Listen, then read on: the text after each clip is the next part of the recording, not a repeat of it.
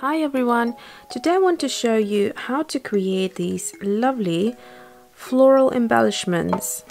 And so here's one. Isn't it just precious? I love how it looks. So I got some gold detailing here, and then there's another way you can create them. So basically I cut them out first like so, as you can see here, and there's a number of things you can do. So first of all, you can cut them out and watercolor them and leave them to dry, which is what I have done here. You can use then the remaining part of the cutout as a stencil, so you can spray some paints, or you can maybe push some paste through and work it that way. But also you can, before you press the flowers out, you can do a little bit of watercoloring and then press the flowers out. So what I want to show you today is what I use to create these. So there are two types of flowers. So there is kind of this shape, and the other one, which I'm going to do today, is this. So it sort of looks like daisies, or maybe you know that flower called echinacea?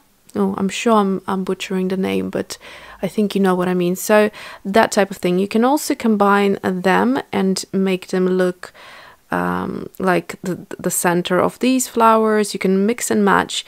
You have 4 leaves right here, different sized, which would suit any of the flower, and then you have loads of flowers over here. So on this side we have 6 flowers, the same design, different size, and then here we have what looks like actually 2 different designs. So I would say that you have 1, 2, 6 of this design, and then there is a third one which is more kind of rounded shape, and you get 4 of these flowers. So loads of flowers. The die cut is by Tim Holtz, and it's the Alternations die cut, and it's called Tattered Flower Garland.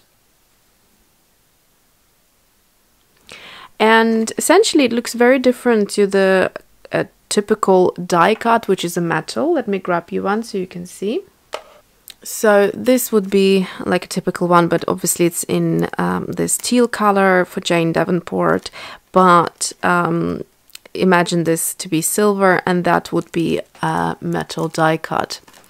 However, this one has like a plastic base on it, and then it's got the felt and the designs, different designs of the flowers and the leaf.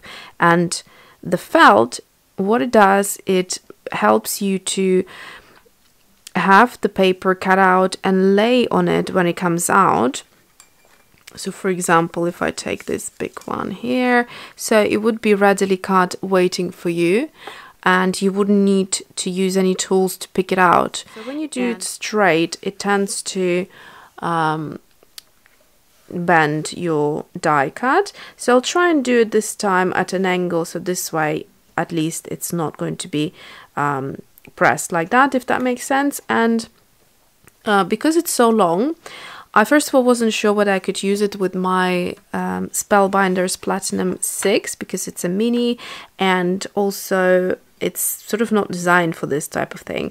But I figured a way of how you can do it, and if you would like to use Tim Holtz Alternations die cuts with your machine, then hopefully I can help you with that if you haven't figured it out yourself yet. So here's what we need. We will need to start with building the sandwich, and the way we go about it is this platform goes in first. Okay, so it goes in first. Next one, we are going to put the cutting plate, which is that clear acrylic, and then next we will take some paper that we need to lay on the die cut. I used the aquarelle block paper. Let me just show you. So this is 300 GSM, and it's designed for watercolor, and it's got a bit of texture. So that's why I like it because later on we're going to create these flowers. So what I've done is I cut it in half, and then the half I cut in half again. So basically I have 6 centimeter sheets or strips of paper like this, which I will use one on one side, and I probably won't cut the other one just because I have plenty of these flowers already sitting in the plate here. Here is the trick. So take 3 sheets of a 300 GSM paper and slide them underneath or between the acrylic plate that you just used and the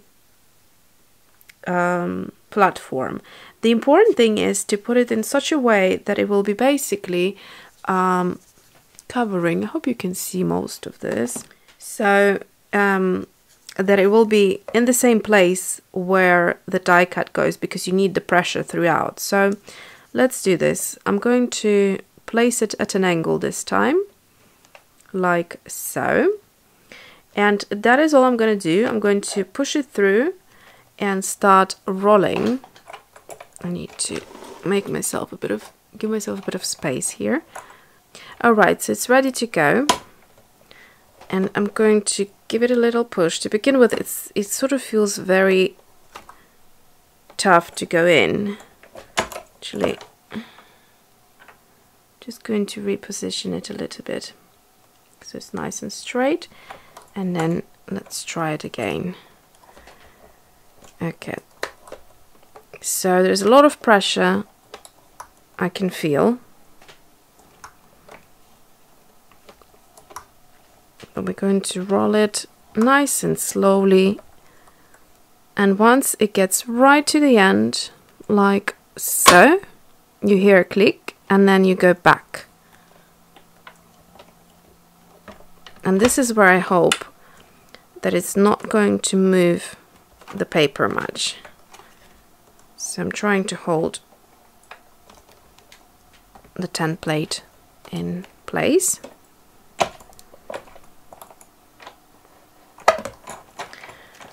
Okay, so it's done a good job this time. So it's cut through. I had troubles with cutting these flowers out. I found that these flowers are more difficult to cut out than this side. So I'm not entirely sure why that is the case. But here's what you're going to do. So I'm going to show you, before I'm going to pop them out, I'm going to show you how I'm going to watercolor them. I also forgot to mention that you get these different plates, or you get the tan kind of silicone matte, and you get this embossing plate in the Spellbinders set. However, they don't work with the technique that I just showed because they're either too thick or too soft. So that's why you need the 3 sheets of 300 GSM paper. And also keep in mind that every time you roll it, they will flatten out more and more. So you might need to increase the sheets of paper as you go every few times. Okay, I'm going to get my Tim Holtz or Ranger's craft sheet because it's going to be quite messy. I also was going to show you this little thing I got just through the door today. So Heidi Swapp Color Shine, this is the white color.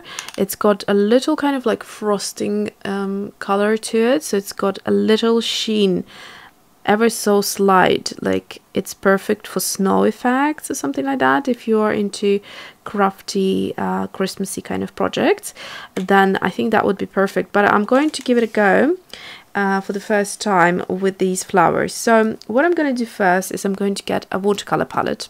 Okay, so I'm going to go for the lavender, which is this color right here, and I'm just going to really lightly watercolor them, and it doesn't really matter if you get out of the sides or the edges, because you're going to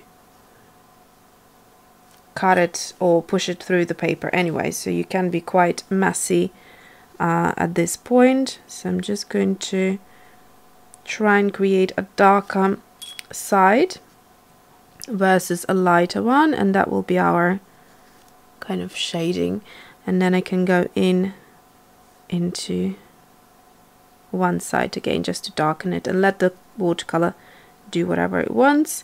I can also introduce other colors just to blend with it, like for example, what color would look nice? This is nice sheen. So this is the cactus flower, so I think that could be quite nice. Just a little bit of breaking down this color. It's always nice to play with watercolors and add certain colors and mix them. Makes it look a little bit more interesting. Okay, so then I can see there's a little bit of white here. Okay, so that should be enough. I'm going to go ahead and dry them a little bit. Alright, so now let's go ahead and give this a shake. So it's nice and fresh, and that's why you don't need to shake it for too long. When you haven't used it for a while, that's when you need to give it a good shake. So I'm not interested in the spray. I always use them as splatters. Let's have a look what they do and how shimmery they really are. So I'm just going to randomly splatter around, and now I'm going to go ahead and dry it yet again so the color and the pigment sets. Okay, so I actually have gone ahead and also done the leaves in Perylene green. It's a nice grayish green, so I figured it would work really nicely with these flowers. And it does look quite pretty with the white mist, so it's not fully dry yet, so it's transferring a little bit, but on the dry flowers, on the flowers where it's dry, I mean, it's kind of good. So where it's completely dry, it doesn't come off, it doesn't seem to be, and then that's what it looks like, and it kind of looks quite pretty. It's good for making it look like snow, but also just in general white splatters. So I'm going to go ahead and push these flowers out now because they're ready. I have to say, I tried cutting these flowers a couple of times, and I find that they are the most challenging to cut out of that template. I don't know whether that's because they're more detailed or I need to apply more pressure in those areas, but I can't use all of them, so I just will use what I can. So I've got 3 flowers here, and that should be enough. Okay, so I put my Sizzix, this is the Sizzix matte, which is for stamping, I think, but I'm going to use it for the flowers, and I want to show you something. So right in the middle there is this little hole which I will pierce through, and it's in all 3 flowers. So it depends what you are creating these floral embellishments for.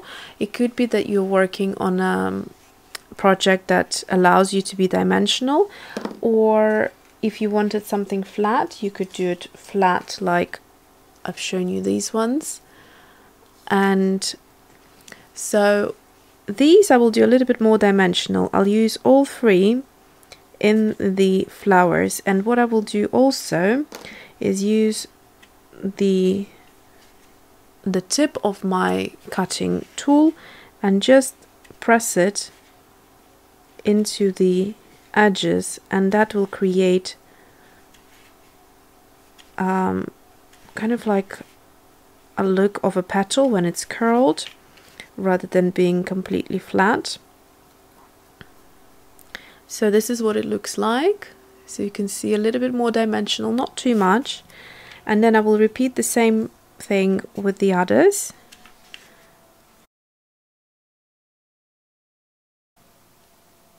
So again, ever so slightly, but not flat anymore.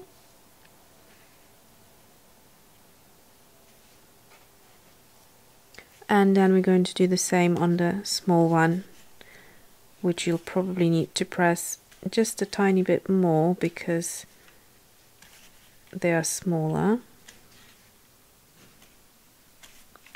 Okay, and if you wanted to, you could also kind of make them stand up a little bit more, like that. So you're going to form your flower, and the next thing I'm going to do is actually use glue.